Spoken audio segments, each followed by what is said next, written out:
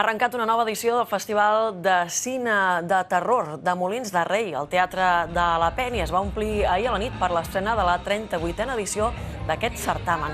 El leitmotiv és el surrealisme per commemorar els 90 anys d'un xien andalú. Es va projectar una còpia restaurada de l'emblemàtic curt de Dalí i Buñuel amb música en directe a càrrec d'Adrià Bofarull. En la sessió inaugural també es va projectar In the Trap d'Alessio Liguori amb la presència del director i dels actors protagonistes. A més de la secció oficial de llargs i curtmetratges, en els pròxims 8 dies s'han programat, entre altres, retrospectives, sessions de treball en xarxa, sessions per instituts o un concurs de microrelats. El plat fort, però, serà el proper dissabte amb les 12 hores de terror, la marató de cinema més veterana d'Europa.